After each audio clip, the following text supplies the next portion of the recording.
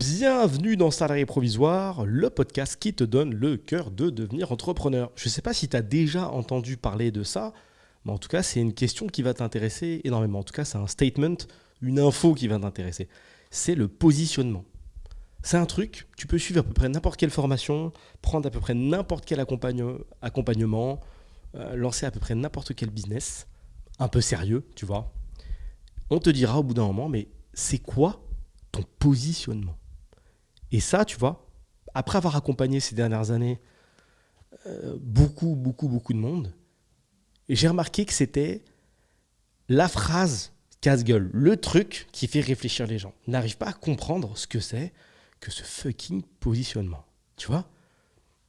Peut-être qu'aujourd'hui, tu as une agence, un projet, peu importe. C'est quoi ton positionnement ? Est-ce que tu peux répondre à cette question ? Je te donne un petit peu les us et coutumes des gens à qui tu poses ce genre de questions. Bien souvent, ils vont te dire, moi, mon positionnement, c'est très simple, c'est que en fait, j'aide les gens à... parce que moi, j'ai une vision artistique, en fait, de la vie. Et donc, j'aide les gens qui ont des besoins dans leur vie à se sentir mieux. Mais tu vois le sport, comment c'est le sport ? Comment... Le sport. Et en fait, moi, avec... voilà, j'ai souvent des réponses comme ça, en fait, quand je pose la question aux gens, mais quel est ton positionnement ? C'est ça. Donc, tu imagines bien que ça, c'est pas une réponse rapide. En théorie, hein, normalement, il y a même des petits dictons qui le disent. Ce qui est clair s'énonce clairement. Je vais faire une répétition, peu importe, mais en théorie, quand quelque chose est clair dans ta tête, tu es capable d'être concis quand tu le définis. Tu vois ? Quel est le positionnement d'une chaise ? Le but, c'est de pouvoir s'asseoir. Point barre. On n'est pas dans, oui, écoute, tu vois, il y a les petits pieds qu'on met sur une assise. C'est parce que c'est une assise. Attends, sur un rectangle, le dos, pas un tabouret. Tu vois, c'est complexe. Donc normalement, si ton projet est clair, si ta direction de travail est claire, normalement, tu dois être capable de définir clairement ce que tu fais. Si ce n'est pas le cas, il faut que tu travailles dessus. Puisque quand tu vas rencontrer des gens, que ce soit en networking, que ce soit les gens qui t'entourent, que ce soit une rencontre dans la rue, que ce soit tes amis, il faut que tu puisses leur expliquer. Puisque plus tu mets de temps à expliquer, plus ta crédibilité descend. Tu vois ? Si tu galères, comme je viens de le faire juste avant là, pour l'histoire du sport, et puis c'est bien, je sais pas quoi, ou l'histoire de la chaise et du tabouret, plus tu galères, plus ça donne envie de tousser, tu vois, plus c'est suspect. Tu dis, ouh là là. Si quelqu'un t'explique un truc comme ça, tu dis, mais qu'est-ce que tu racontes ? Qu'est-ce que tu racontes ? J'ai eu un appel comme ça il n'y a pas longtemps d'ailleurs, avec un membre, avec un auditeur, bien évidemment, comme d'habitude, je ne donne pas de nom, tu vois. Je ne donne pas de nom pour ne pas gêner les gens, mais c'était un petit peu comme ça. C'est-à-dire que quand j'ai demandé à la personne de me définir un peu sa position, la position de son projet, c'est pour ça que c'est un exercice intéressant, elle a mis peut-être 3-4 minutes à m'expliquer, cette personne. C'est long pour expliquer un projet. En théorie, c'est censé être aussi simple que « Bonjour, vous vendez des portes ? Oui, à quoi ça sert une porte ? À fermer un espace et à pouvoir rentrer, sortir en fonction, de manière un petit peu plus simple qu'avec un mur. D'accord, j'ai compris. À quoi ça sert une chaise ? C'est pour poser tes fesses et pour que tu puisses te reposer sans être debout, mais en étant assis. Et c'est mieux qu'un tabouret. Tu vois, ça c'est un positionnement clair, net, précis. Normalement, ton projet doit être ficelé de manière à pouvoir définir ce que tu fais rapidement, à l'expliquer de manière concise et efficace. La personne doit comprendre et si possible, ça c'est le petit bonus, trouver un intérêt dans ce que tu lui racontes. Et c'est tout l'art d'avoir un business qui fonctionne. C'est pouvoir expliquer rapidement quelque chose et en même temps susciter l'intérêt. Alors, ce qui est assez marrant, c'est que on dirait pas, mais trouver un bon positionnement de marché, parce que tu te positionnes sur un marché, et t'inquiète pas, je vais te définir à l'issue de cet épisode, tu vas comprendre comment on définit un positionnement, etc. Tu dois définir un bon positionnement de marché, et c'est quelque chose, même si ça tient en une phrase, qui prend du temps. Parce qu'avoir un bon positionnement, c'est se connaître. C'est connaître les gens qui en face, donc ton marché éventuel.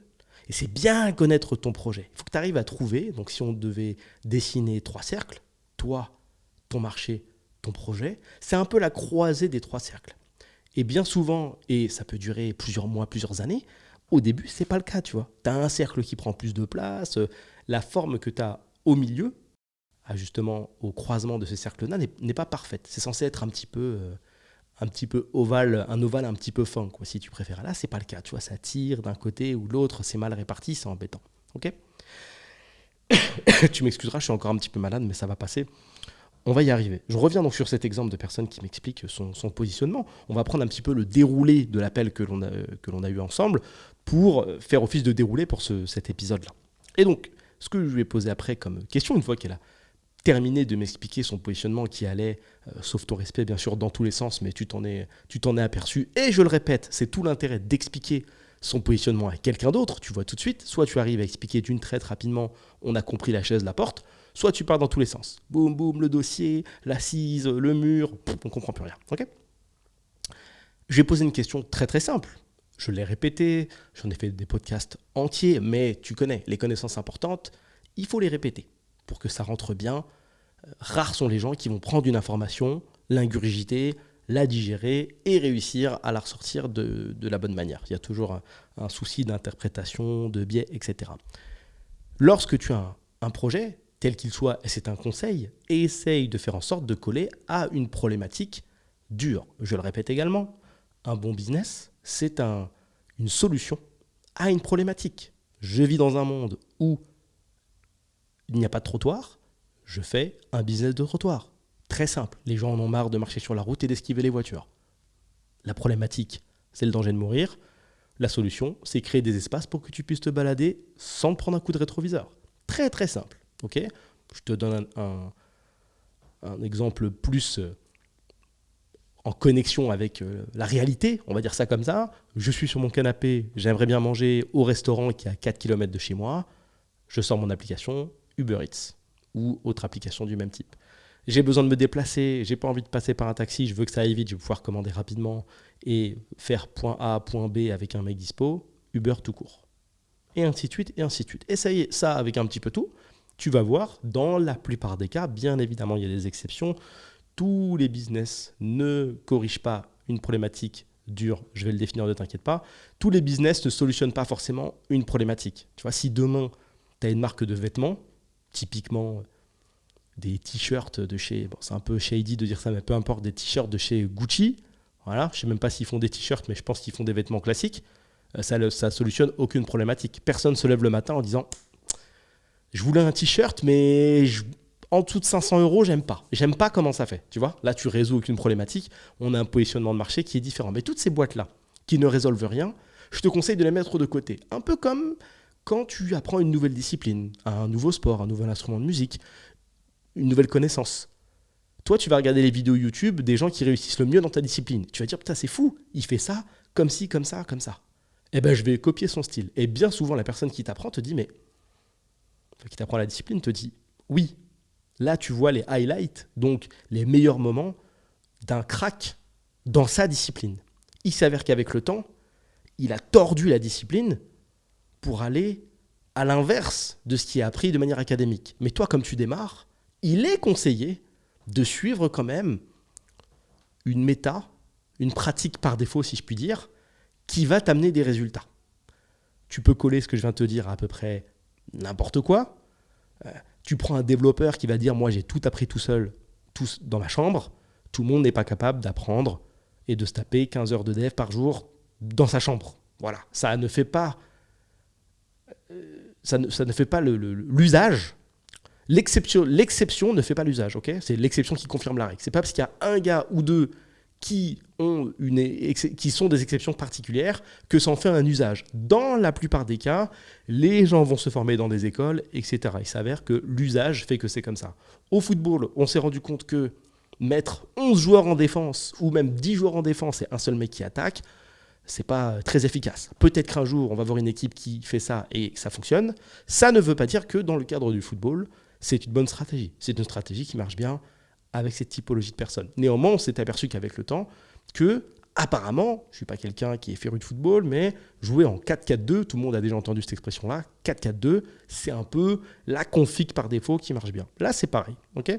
Donc dans le business, oui, il existe des business qui ne résolvent rien, qui n'apportent rien de spécifique, dans le divertissement, etc. Ok, certes, mais je te conseille, surtout si tu démarres ou si tu n'as que quelques projets devant toi, ou très peu, ou derrière toi, de faire des projets qui apportent quelque chose de spécifique, de tangible. Ça sera toujours plus facile à vendre auprès d'inconnus. C'est plus facile à vendre auprès d'un inconnu que tu as ciblé quelque chose qui va lui apporter quelque chose de tangible, qui l'intéresse, plutôt que d'essayer de le convaincre que ta marque de vêtements fait des t-shirts à 250 € et c'est parce qu'en fait, c'est une marque de prestige. Voilà. Il y a toute une dynamique et toute une stratégie d'évangélisation que bien souvent, tu ne pourras pas assumer, puisque évangéliser, c'est apprendre des nouvelles choses aux gens, et apprendre des nouvelles choses à grande échelle aux gens, ça coûte de la trésorerie, et en général, quand tu lances un projet, tu n'as pas spécialement de trésorerie. Donc, ne te sens pas obligé, puisqu'il faudra forcément compenser, ne te sens pas obligé de lancer quelque chose qui est complètement out of the box, qui n'a aucun sens, puisque tu le paieras en argent. Okay, ça ne veut pas dire que si tu amènes un projet qui résout une problématique, tu n'as pas besoin d'argent. Mais ça veut dire que ça sera plus facile, parce que tu vas pouvoir intéresser des gens, échanger, récupérer des feedbacks, donc des retours, améliorer ton produit, etc. Alors que si tu vends juste un truc qui est considéré comme étant haut de gamme tout de suite, sur ton t-shirt à 250 €, avoir des retours, c'est compliqué. Soit c'est cher, soit c'est pas cher.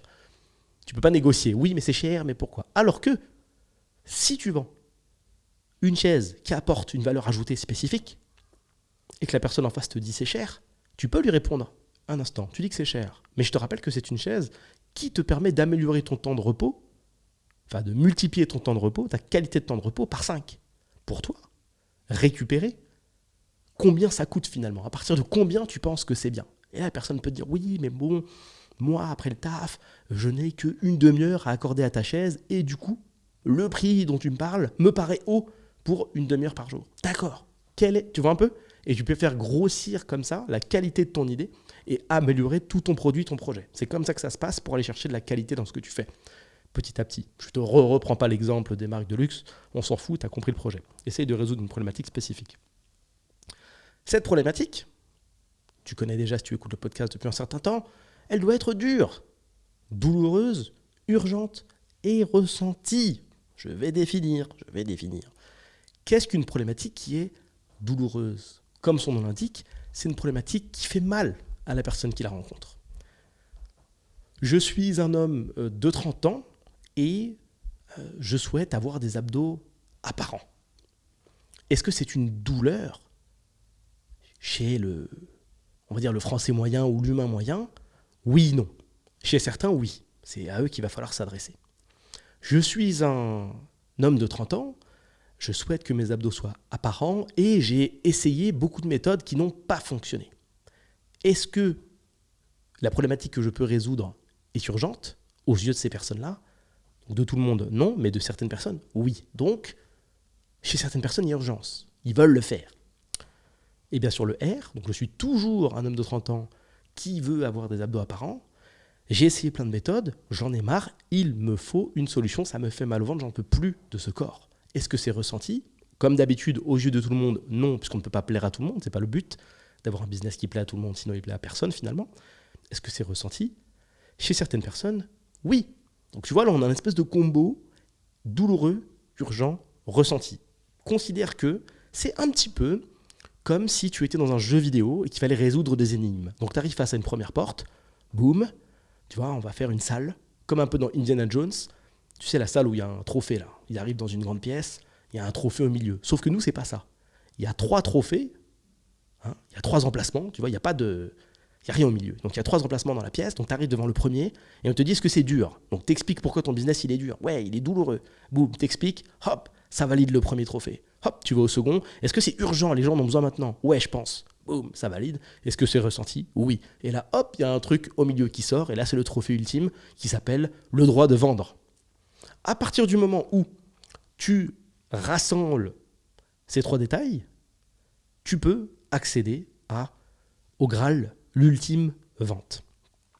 Ce qu'il ne faut pas confondre, attention quand tu es un porteur de projet, qu'importe ce que tu vends, c'est qu'au début, tu vas vendre dans ton entourage et que les gens auxquels tu vas proposer ta solution, souvent ont de l'affect pour toi.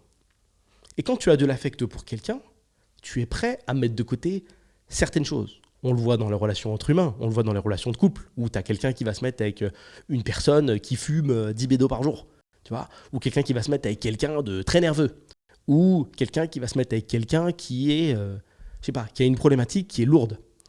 Et tu regardes ce couple de l'extérieur et tu te dis, mais pourquoi ils sont ensemble en fait? C'est quoi ces profils-là? Pourquoi tu te mets avec un mec ou pourquoi tu te mets avec une meuf comme ça? C'est quoi l'intérêt? Ça sert à rien cette personne. Ouais, mais je sais pas. Tu vois, que ce soit dans un sens ou dans l'autre, homme, femme, femme, homme, ça change rien. Il y a un truc de l'affect. Donc l'affect, c'est très puissant et ça permet de mettre beaucoup de choses de côté. En français, tu peux arriver avec un projet complètement ouf, qui n'a aucun sens, l'exposer aux gens qui t'aiment et qui te disent « Ah ouais, c'est du lourd. C'est du lourd. » On retombe encore sur cet ultime syndrome de Dunning-Kruger, comme d'habitude, qui consiste à croire, enfin qui consiste à donner un énorme retour d'information alors qu'on a très peu d'expérience, et c'est souvent le cas avec les gens de ton entourage. C'est-à-dire que par exemple, ils n'ont créé aucun business, par contre, quand tu vas leur exposer une idée de business, qui en soi sur le papier n'a pas de sens, ils n'ont pas de retour, enfin, ils n'ont pas d'expérience, donc je ne vois pas l'intérêt de leur dire, mais peu importe, c'est un réflexe, vont te dire oui ou non. Bien chanceux est celui qui a dans son entourage plusieurs personnes capables de lui expliquer qu'un business est bien ou non. Déjà, une, c'est balèze. Une, c'est balèze. Mais plusieurs, une table entière, en même temps, ça, c'est solide. C'est solide. Petit rappel sur le syndrome de Dunning-Kruger. Moins tu as d'expérience, dans un domaine, plus tu es bavard. Je te fais regarder une vidéo YouTube sur comment on fait des vidéos professionnelles. Dans une semaine, on en parle. Tu vas me dire, non, mais il faut prendre cette caméra, faire ces réglages, ces machins. Parce que tu as poncé un peu le sujet et que tu penses maîtriser l'ampleur du sujet. Alors qu'on va voir un vidéaste qui est expérimenté et on lui pose la même question. On lui dit, quelle est la meilleure caméra? Et il va dire, je ne peux pas te répondre. Ça dépend des situations, de ce que tu veux faire, dans quelle direction tu veux aller, quelle lumière, etc. Ça dépend. Plus tu as d'expertise dans un sujet, plus tu mets de nuances. Plus tu es nul, plus tu parles. Moins tu en sais, plus tu parles. Fais l'exercice, essaye de te rappeler de mecs ou de meufs qui n'ont pas fait grand-chose sur un sujet, qui parlent beaucoup. Tu te dis, mais attends, mais t'es qui en fait? Ça se voit beaucoup avec l'immobilier. Moi, ça me fait toujours autant rire. Quelqu'un qui a acheté un bien dans sa vie, et un jour il apprend que toi tu vas acheter un truc, et il dit, t'inquiète, moi je peux t'aider. Je vais t'aider à acheter ton truc. Mais Maurice, t'as acheté dans le 94, il y a 15 ans. Moi, je vais acheter là, maintenant, à Paris 18. Quel est le rapport entre les deux? Non, mais je sais de quoi je parle. Moi, j'ai acheté quand même il y a 15 ans. Donc, avant toi. Avant toi ou pas avant toi? Et oui, voilà, donc il faut m'écouter. Bah non, t'as pas d'expertise. Non. Syndrome de Dunning-Kruger. Grande gueule, beaucoup d'informations. Ouais, c'est un bon achat, c'est un mauvais achat. C'est un mauvais achat. Qu'en sais-tu? Qui es-tu? Quel est le vecteur de crédibilité? Quel est le recul? T'as acheté un bien. Ça fait de toi un expert? C'est ça un expert. C'est quelqu'un qui fait un truc une fois. Donc je vais au restaurant, je suis un expert de la cuisine tout de suite. Je monte un meuble, je suis un expert du montage. Je tourne un podcast, je suis un expert du podcast. Donc, tu vois, ça c'est très vite très ridicule. Essaye d'y penser comme ça quand tu entends des conversations un petit peu. C'est assez marrant. Moi, ça me fait toujours autant rire d'entendre les gens envoyer des tartines comme ça. Et ils tartinent leurs conneries. Mais quel est ton recul? Tu sais, quand tu demandes, la personne dit « Ouais, non, moi j'ai fait ça pour la première fois il y a 2 ans. Ah, je connais maintenant, j'ai roulé ma bosse. » Tu l'as fait qu'une fois. Quelle est ton expertise? Bullshit. Beaucoup de bullshit. Donc, on en était sur la problématique dure. Je le répète, douloureux, ou douloureux, tu mets comme tu veux, urgent ou urgente, et ressenti. Et là, tu vois pas la différence à l'oral, ressenti. Est-ce que je mets le E? Est-ce que je mets pas le E? Mystère. Tu verras dans les sous-titres, peut-être que je le mets, peut-être que je le mets pas. Ok? Pars sur ça. Vois ce dur, DUR, comme un moule qui est là pour qualifier ou disqualifier ce que tu fais. Ok? Partons sur une idée. Je veux inventer un concept, on va prendre ça, pour pouvoir déplacer de l'eau. Ça n'existe pas. Je vais appeler ça gourde, comme tu peux le voir. Ça va permettre de déplacer de l'eau. Ça n'existe pas encore. Les gens, ils ne sont pas forcément intéressés. Ne confonds pas. Ça ne veut pas dire que créer un projet doit forcément être quelque chose qui n'existe pas. Tu peux aussi mieux faire. Ça veut dire que quand moi, j'aurais fait connaître mon invention gourde, peut-être qu'il y a un autre mec dans 2 ans, il invente la gourde avec plus de contenance. Puisque plus tu fais, mieux il y a moyen de mieux faire. Et peut-être qu'il y a un mec derrière lui, il invente la gourde avec plus de contenance, la même que celui numéro 2, mais d'une meilleure qualité. Et ensuite, après le mec qui fait une meilleure qualité, il dit tiens, moi je vais faire le truc avec la même contenance que vous, tout pareil. Sauf que moi, c'est la forme. Je vais faire une gourde qui se glisse dans les sacs à dos. Donc tu vois, il y a toujours moyen. Lancer un projet ne veut pas dire que tu dois forcément tout recréer et faire avancer la Terre avec une invention technologique. Okay, tu peux juste te contenter d'apporter encore une fois une solution à une problématique donnée d'une meilleure façon que les autres. C'est tout. Donc partons de ça. Les gourdes n'existent pas. Dans mon exemple, on va créer de la technologie, mais on n'était pas obligé, comme je viens de te l'expliquer. Et là, pour le coup, l'intérêt, c'est de déplacer de l'eau. Avant, ça n'existe pas. Donc, est-ce que c'est douloureux ? Oui, parce que c'est chiant de devoir boire que au robinet. On peut rien prendre, les verres, ça n'existe pas. Il nous faut des solutions. C'est relou. Est-ce que c'est urgent ? Oui, on en a marre de faire des soirées autour du lavabo. On a besoin de pouvoir aller plus loin et d'amener ça dans des parcs, dans la rue, c'est incroyable. Est-ce que c'est ressenti ? Bien évidemment, oui, parce que c'est une vraie problématique. Là où il y a un petit peu de nuance, et que ça peut être un petit peu compliqué, c'est que il y a des gens qui essayent de faire rentrer leur projet de force dans le moule. Je m'explique. T'arrives à moi, ou pas à moi, mais t'arrives, avec un projet, et le biais que tu as, c'est un biais d'amour. C'est-à-dire que comme c'est ton projet, c'est ton invention, c'est ton idée, tu sais que le dur existe, et tu vas essayer de mettre de force ton projet dans le dur. Et te convaincre, c'est un biais cognitif de ouf ça, te convaincre que ça fit, te convaincre que ça rentre. T'as tellement envie que ça rentre, que ça rentre. Mais en vrai de vrai, la règle, pour que tu fasses un petit pas de recul et que tu vois si vraiment ça fit réellement, il ne faut pas que tu forces. Il ne faut pas que tu forces. Et justement, cette personne que j'ai eue en call, on a parlé de ça, et je lui ai dit quelle est vraiment la valeur ajoutée ? Qu'est-ce que tu apportes ? Et la personne a tortillé comme ça en me disant non, mais regarde, si dans la mesure où... Non. Quand tu dois surjustifier et que ça ne coule pas de source, c'est-à-dire qu'il faut vraiment beaucoup réfléchir pour visualiser, le chemin que nous sommes en train de faire à deux devrait être fait par les gens qui ne te connaissent pas. Et ils ne le feront pas, parce que ce ne sont pas tes amis et il n'y a pas d'affect. Et le monde est dur. Quand tu arrives avec un projet, tu dis salut, nous on a créé une gourde en étoile, le gars il prend ta gourde, il regarde, il dit je comprends pas à quoi ça sert. Nul. Fais-moi un autre truc. Ça je comprends pas. C'est ça la réaction des gens. Ils sont durs. Ils sont durs comme toi. Pardon ? Ils sont durs comme moi. Tu regardes un truc, tu juges vite. T'as pas besoin de 12 ans. Tu laisses pas une énorme chance au produit. Tu vois, quand tu achètes un truc, quand tu vas même dans un magasin, excuse-moi, je me suis précipité, mais quand tu vas dans un magasin et que tu regardes des produits, tu regardes pas en détail la genèse de pourquoi tu arrives devant un produit. Qui fait ça ?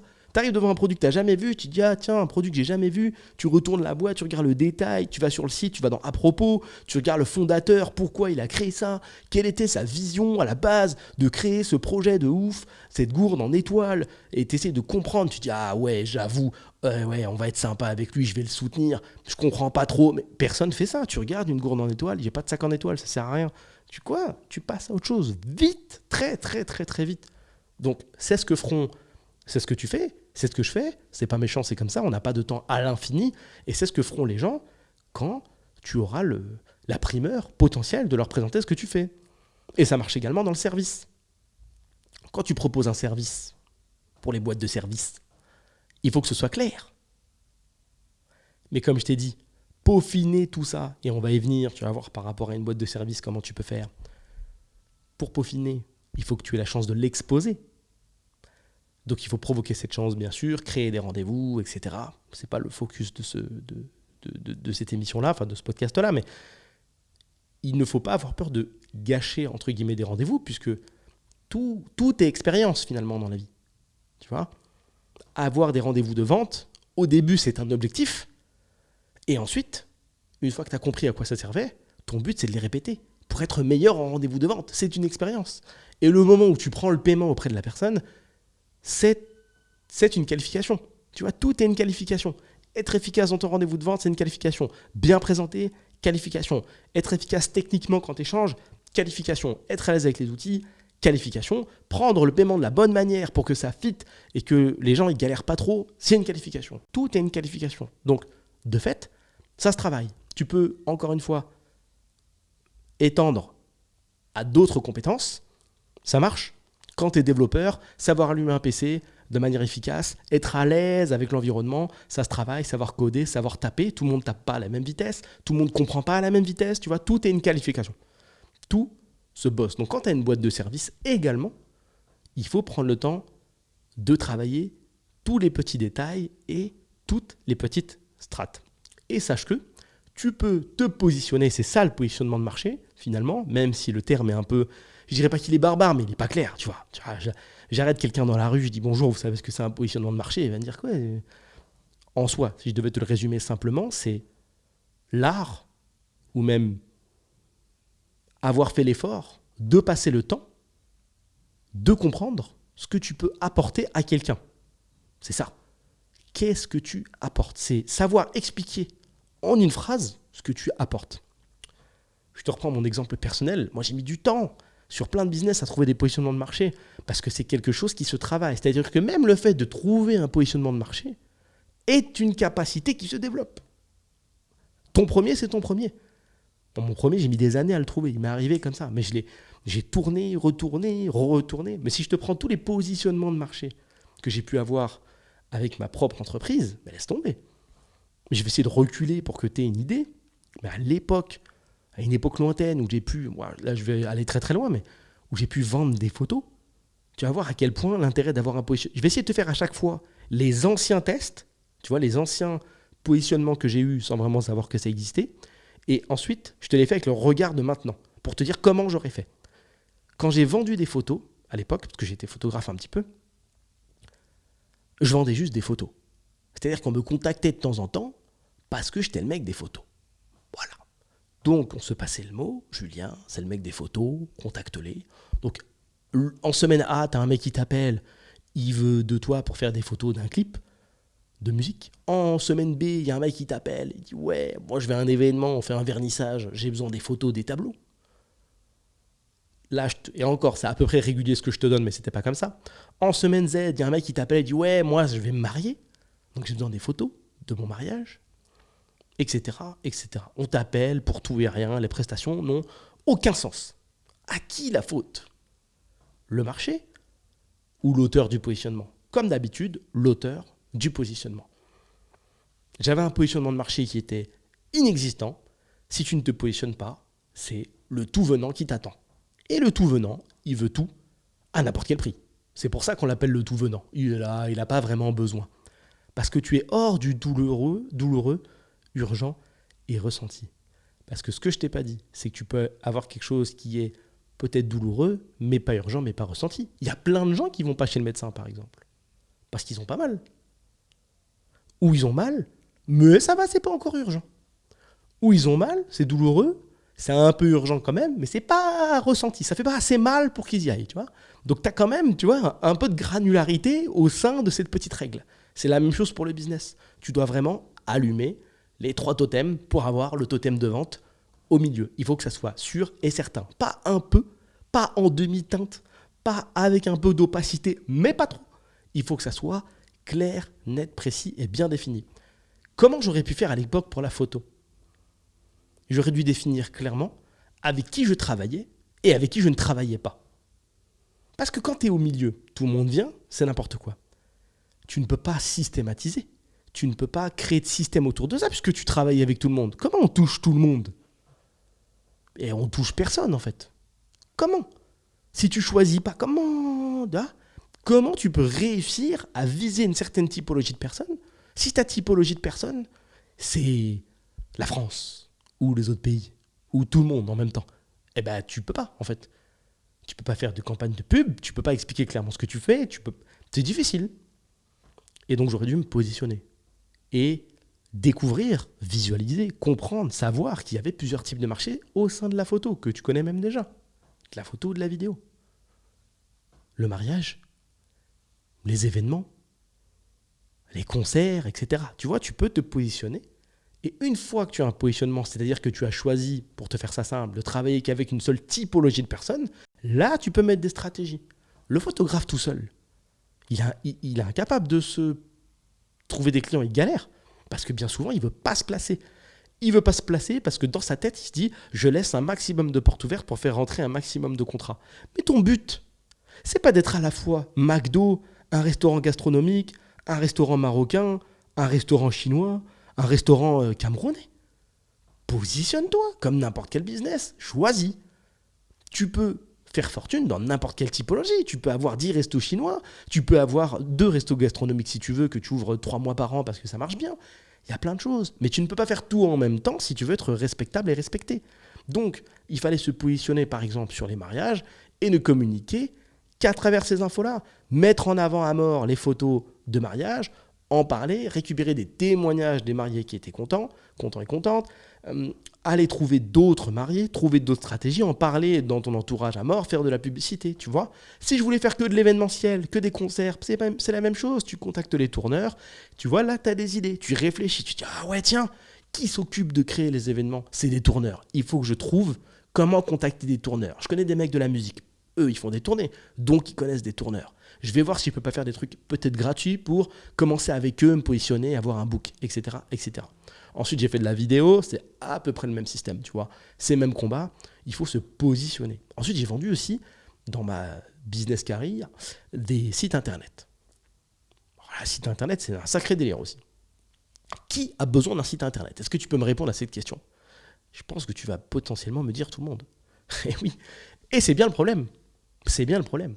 Donc on repart sur cette espèce de marché du tout le monde. Si c'est tout le monde, c'est qu'il y a un besoin, il n'y a pas vraiment de besoin. Donc les prix, c'est la fête. Premier call que tu as, le mec, il a 2000 € de budget. Deuxième call que tu as, le mec, il a 200 € de budget. Et il veut la même chose que le mec à 2000. C'est un bordel. Et quand tu veux répéter l'opération, c'est compliqué. À l'époque, ce que j'aurais dû faire, c'est prendre les typologies de clients que je préférais et ne bosser qu'avec celles-ci. T'as signé un boulanger, fais un truc de boulanger. Rappelle-toi, je t'ai dit, tout est une capacité, tout se travaille. Quelqu'un qui a fait 10 sites de boulanger, il n'a pas le même niveau qu'un mec qui a fait 50 sites d'un peu de tout. Le mec du boulanger, il est spécialisé. Il a déjà fait des liens dans sa tête parce qu'il a vu des patterns, des chemins qui se reproduisent. Et tiens, j'ai remarqué que là, ils aimaient bien ça, les petits boutons en forme de baguette, ça leur plaît. Donc, pour ma prochaine vente, hop, il sait mieux faire. Il sait le discours, il sait ce qui leur plaît, il se lève tôt, donc les appels de vente, moi, je vais les faire à 2h du matin. Tu vois? C'est que le mec devient compétent et spécialiste de la typologie des boulangers. Donc ces calls de vente, il les fait entre 2 et 4 heures du matin. Il sait comment on fait, il sait à quelle heure il faut les démarcher, quand il faut leur parler, ce qu'il faut leur dire, quels sont les arguments. Tu vois, ça se travaille. Ça se travaille. Ou sinon, j'aurais pu bosser qu'avec les restaurants. C'est la même chose. C'était une époque avant Uber, etc. Il y a peut-être un truc à faire. Tu vois? Tu choisis comme ça, tu te positionnes. La suite, c'est la même. J'ai continué comme ça sur d'autres secteurs d'activité. Et c'est pareil, tu vois, j'étais pas positionné.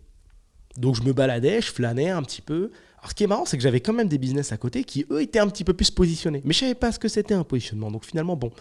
C'est-à-dire qu'un de mes premiers business, si tu me suis depuis longtemps, tu dois le savoir, c'était la vente d'accessoires photos et vidéos. Je me cassais pas trop la tête, hein. Passionné de photos et vidéos, tu lances un site e-commerce de photos et vidéos. Très très simple. Je vendais pas des prestations dessus, mais des accessoires. Là, tu vois, sans le savoir, j'étais positionné. Je m'en suis pas rendu compte pendant des années, mais c'est ça que je faisais. Je ne travaillais qu'avec des mecs qui faisaient de la photo ou de la vidéo, puisqu'ils achetaient des accessoires de photos et vidéos. Donc là, j'étais positionné. Et étonnamment, je ne comprenais pas. Je me dis, putain, mais c'est fou. J'arrive à vendre plein d'accessoires, mais les prestations, j'arrive pas. C'est normal, t'es pas positionné. D'un côté, tu t'adresses à une certaine population, typologie de personnes, et de l'autre, tu t'adresses à tout le monde, c'est-à-dire à personne. Bon, complexe. Ensuite, j'ai vendu des accessoires de sport. Pareil, là, positionnement. Je vendais à des coachs, je vendais à des salles. Donc c'était OK. Mais j'avais pas forcément cette vision. En même temps, je vendais des sites, tu vois. Puis les gens venaient parce que moi, sur mes business perso, ça marchait bien. Donc, pas de vision, tu vois, c'est opaque. Et ça, c'est un truc que j'aime dans la vie. C'est-à-dire que tu vis des situations dans lesquelles tu rencontres des impasses. Tu vois, tu vois qu'il se passe des choses, mais tu ne peux pas l'expliquer. Puis le temps passe, et 5, 10, 15, 20 ans plus tard, tu comprends. Et tu dis, ah putain, c'était pour ça. D'accord. Et là, t'évolues. Tu vois, tu comprends. Et c'est la fameuse règle, tu sais, c'est la fameuse phrase de tu comprendras quand tu seras plus vieux. Mais c'est un peu ça, tu vois. Tu vieillis et tu comprends. Tu dis, ah d'accord. À l'époque, j'avais pas le recul. Ok, c'était ça. D'accord. Les sites internet, pourquoi ça marchait, tout ça. Et puis après, je me suis perdu. Tu vas voir, il y a plein de choses en fait qui t'empêchent de voir clairement les choses, mais part du fait que pour à peu près tout, il y a des grandes règles qui existent, des grands principes, et c'est drôle parce que c'est des grands principes qui existent depuis longtemps.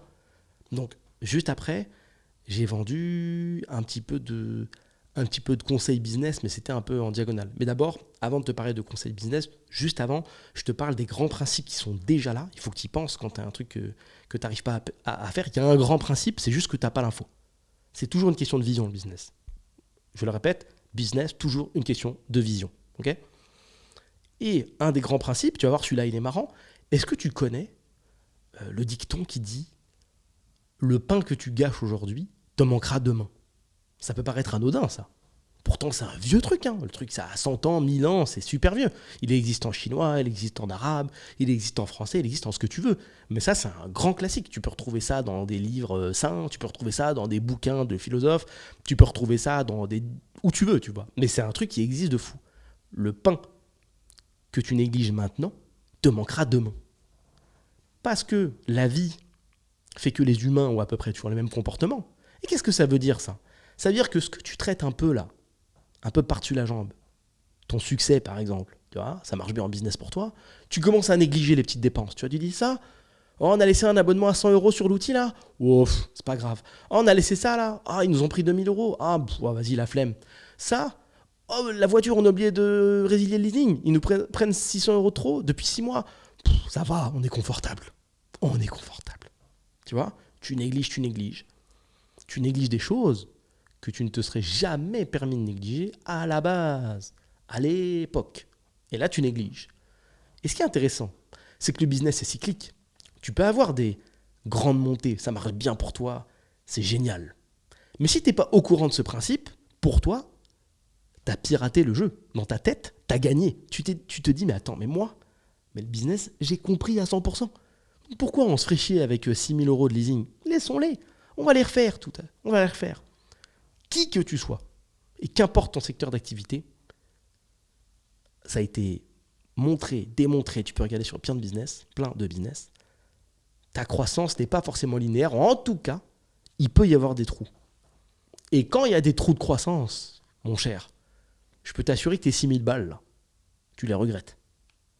Je peux t'assurer que ton outil à 100 balles, là, que tu as laissé tourner pendant 2 ans, parce qu'on est large, donc tes 1200 balles, là, ou plus, tes 2400 balles, j'ai dit 2 ans, tu les regrettes. Tu dis, ah putain, j'aurais bien aimé les utiliser autrement. C'est con. Donc, fais attention à ce petit dicton.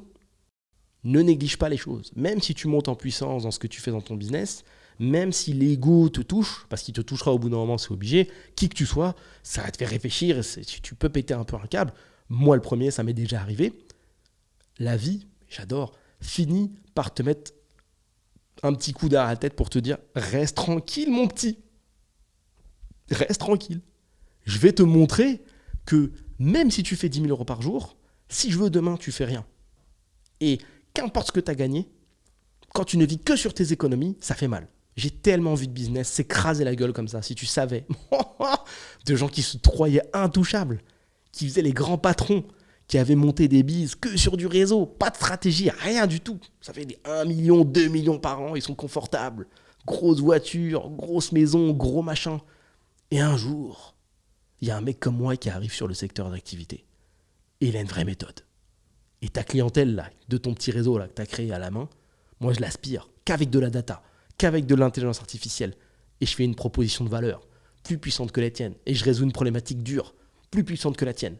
Et j'ai une vraie stratégie pour trouver des clients. Toi, t'en as pas. T'es que dans tes potes. Et même tes potes, ils travaillent avec moi. Et là, ça fait mal. Et ton chiffre d'affaires, il descend comme ça. Comme un avion pendant la guerre. La Deuxième Guerre mondiale. Tu vois, ça descend. Ils faisaient ce bruit-là, les avions, à réaction à l'époque. Et là, tu sais pas quoi faire. Tu cours partout, tu vois, comme un poulet sans tête. Eh oui. Fais attention. Ne néglige pas ta stratégie et respecte l'argent. Fais attention. Tu peux avoir des méchantes surprises. Donc, je te disais, j'ai vendu aussi du conseil. Écoute ça. À l'époque, je vendais des sites et du conseil en même temps. Et les gens, ils venaient chez moi et je comprenais pas pourquoi. Je dis, putain, c'est fou. Je passe 1 heure à discuter avec les mecs. Je leur facture 400 € de plus sur le devis de leur site. Et ça glisse. Quelle vie! Quel patron! J'avais un taf à côté et en même temps, je signais des mecs à 2000, à 3000. Oh lolo, ils me payaient pour m'écouter parler. Je me disais, c'est fou la vie. J'ai absolument craqué le game. Et ce que j'avais pas compris à l'époque, c'est qu'en fait, ce qui venait chercher chez moi, c'était cette différenciation. C'était ce petit conseil business, tu vois, ce petit truc en plus. Je leur vendais un site, mais en même temps, je leur vendais une direction de travail. Donc, ils avaient plus de vision et ils se repassaient le mot. J'étais le mec qui vendait des sites, mais en même temps, qui te disait un petit peu comment travailler. Et écoute comment les choses sont imbriquées et comment c'est marrant. À force de vendre du conseil comme ça, moi-même, je me suis inscrit dans ce syndrome de Dunning-Kruger. J'avais lancé 5, 6, 7 business à l'époque. Okay, dans ma tête, j'étais dans un ego, un vrai délire. Okay, et je me suis inscrit dans ce syndrome-là, puisque je me permettais finalement pendant cette heure-là d'expliquer à la personne si ça allait marcher ou pas, et pourquoi ça allait marcher ou pas. Ce qui est en soi, quand tu prends un peu de recul, un truc de taré. Qui fait ça? Normalement, tu ne peux pas avoir l'info. Mais ce qui est marrant, tu vois, dans ce syndrome de taré qui est de t'as pas une expertise de ouf. J'en avais une, mais je n'avais pas une expertise de ouf, puisque je ne mets pas de nuance. C'est une démonstration. Donc, dans ce moment, dans cet ego, dans cette expertise plutôt cool, mais pas non plus la fin du jeu, ce qui était fou, c'est qu'il y avait une autre notion qui s'imbriquait là-dedans. C'est que je résolvais une problématique dure, donc douloureuse, urgente et ressentie. J'avais la possibilité de répondre à ces gens-là et de balayer cette douleur qu'ils avaient de « est-ce que mon projet va marcher ?» T'as vu? C'est imbriqué. Ça ne veut pas dire que tout est parfait. Parce que finalement, tu te fais conseiller par un mec qui est pas bien configuré lui-même. Mais tu t'inscris quand même dans cette règle business qui dit que à partir du moment où douloureux, urgent, ressenti, il y a un truc à faire. Et c'est là que vient la question de l'éthique.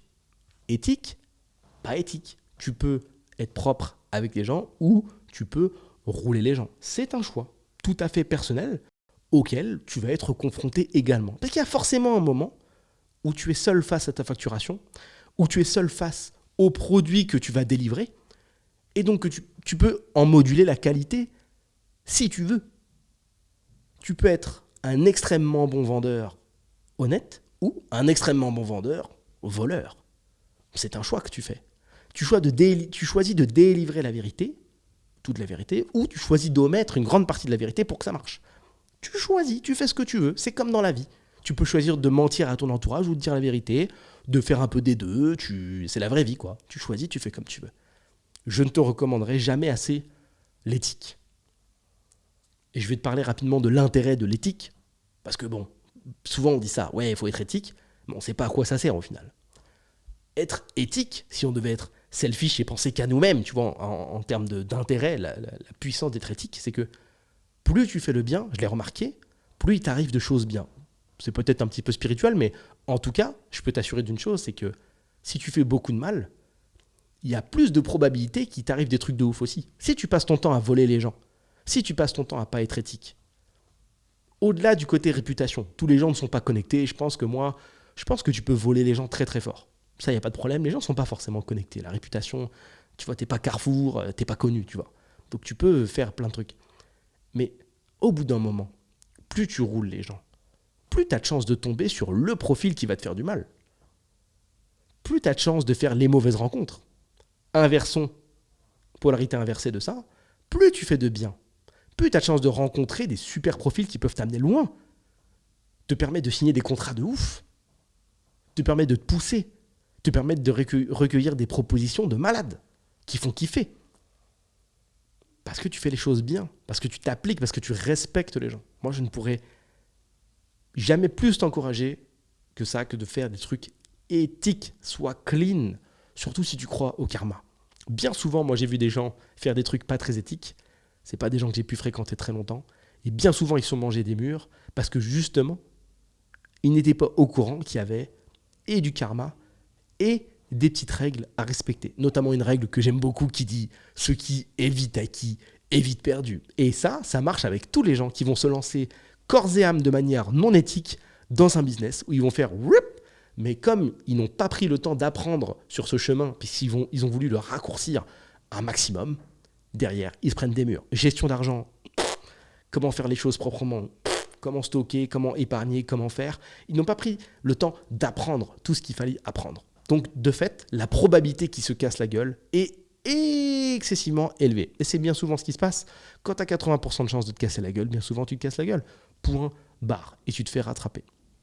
Je te l'ai démontré dans le podcast sur les influenceurs qui ne résolvaient aucune problématique douloureuse urgente et ressentie et qui, même si ça a pris 2 ans ou 3 ans, c'est pas grave, ils se sont pris le mur de leur vie, en tout cas ceux qui n'apportaient rien, et c'est retour à la case départ, en tout cas retour en France pour tout le monde, même si c'est pas la case départ, mais en termes de business, retour à la case départ, retour à la case de rien, parce que c'est pas des entrepreneurs, et le mur absolu. Et comme je te l'ai déjà expliqué, même si tu te rends pas compte que changer ton train de vie de j'ai 40 000 euros par mois de dispo à j'ai 5 000 euros par mois de dispo, même si tu compares à ta vie à toi et tu dis mais attends, le mec il lui reste quand même 5 000 euros, il a quand même divisé par X. Il faut que tu fasses si tu veux un référentiel qui marche, prends ton salaire et fais un référentiel. Tu vois, tu prends ces 40 000, tu divises jusqu'à arriver à 5 000, je ne saurais pas faire la division comme ça, et fais-la pour ton salaire et regarde ce que ça fait. Regarde si c'est sympa à vivre. Alors, c'est pas exactement pareil parce que tu vas descendre en dessous de 500 balles. Et on sait qu'un loyer en dessous de 500 balles, ça n'existe pas, tu vois. Mais finalement, quand tu t'habitues à aller éclater des restos à 500 balles la soirée, ou quand tu t'habitues à avoir une voiture qui va te demander, bien sûr un exemple, 10 000 balles d'entretien par mois, et que tu n'as plus que 5, ça commence à être relou, tu vois. Tu vis ce qu'on appelle au-dessus de tes moyens. Parce que ce qui est vite acquis est vite perdu, tout simplement. Bon. Petit bilan sur le positionnement, je te le refais rapide pour que tu l'aies. Donc, l'art de savoir expliquer rapidement ce que tu fais. Je termine avec mon positionnement actuel. Il a évolué cette année.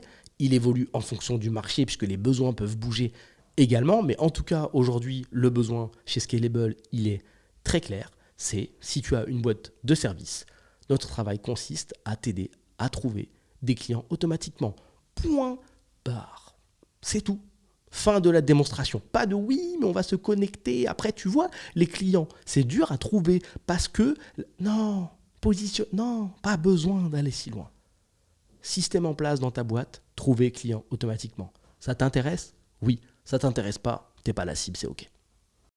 Pas de oui, mais c'est parce qu'en fait, moi, je veux des clients, mais en même temps, je cherche un mec pour m'aider à louer des voitures de fonction. Ah ouais, vas-y, OK, je vais t'aider. Non. Nous avons une offre, nous avons ce qu'on appelle une proposition de valeur. Comme son nom l'indique, c'est une proposition qui apporte une certaine valeur, qui peut faire briller les yeux des gens. Et on s'y tient. Si tu commences à tout faire, ça veut dire que tu fais du custom, donc du sur-mesure. Si tu fais du sur-mesure, tu ne peux pas standardiser. Donc, tu vas galérer pour répéter. C'est la différence entre une usine efficace et un artisan qui peut bosser qu'à hauteur de son petit atelier. Je te remercie pour ton écoute. Comme d'habitude, un maximum de liens dans la description si tu veux t'éclater. Si tu veux accéder à mon bureau, à savoir ma communauté privée, tu cliques, tu rejoins, c'est un plaisir. Je pense que je vais recommencer à faire des lives puisqu'on m'en demande de temps en temps. Petit rappel, le premier événement physique de Salarié Provisoire arrive donc dans pas longtemps. Je fais exprès de ne pas donner de date puisqu'il y a des gens qui vont écouter ce podcast dans 5 ans, dans 10 ans. Néanmoins, le lien sera bon. Je ne sais pas à quel événement on sera. Peut-être qu'on sera au 100 ou peut-être au 200e, mais tu pourras toujours me laisser ton nom pour la liste d'attente dans la description. Pour l'heure, le prochain événement arrive dans pas longtemps. Si tu veux avoir la date et le contenu de cet événement, je t'invite à checker dans la description le lien vers le bootcamp. Pour ce bootcamp-là, nous allons apprendre à faire évoluer ton business. Le thème de ce bootcamp-là, exceptionnellement, je te le donne, même si ça marque un petit peu la temporalité de l'épisode. Le thème sera comment trouver des clients automatiquement. T'imagines bien, on va en profiter, c'est notre expertise. Donc, je vais t'en faire profiter avec plaisir. Si tu as un business et que tu veux apprendre à faire ça, inscris-toi, rejoins-nous. Ça sera bien sûr en physique. On va passer une journée business. Si tu ne l'as jamais fait, n'hésite pas, 105 ans, juste viens. Bien sûr, ce sera en Ile-de-France jusqu'à preuve du contraire. Peut-être que les prochains, je les ferai ailleurs. Je te mettrai, derrière le lien, tu as toutes les informations. Et tu vas passer un moment de ouf. Pouvoir échanger avec d'autres entrepreneurs, qu'importe ton niveau, pouvoir récupérer des petites pépites que tu vas pouvoir implémenter. On va pouvoir se voir, tu vas pouvoir me poser des questions. On va bosser comme jamais sur ton business. Je te dis donc à bientôt. Peut-être bonne journée ou bonne soirée en fonction du moment où tu regardes tout ça. Et bien sûr, si ça te fait plaisir, envoie du 5 étoiles sur les plateformes de podcast. laisse-moi un commentaire, contacte-moi si ça te fait plaisir. À plus.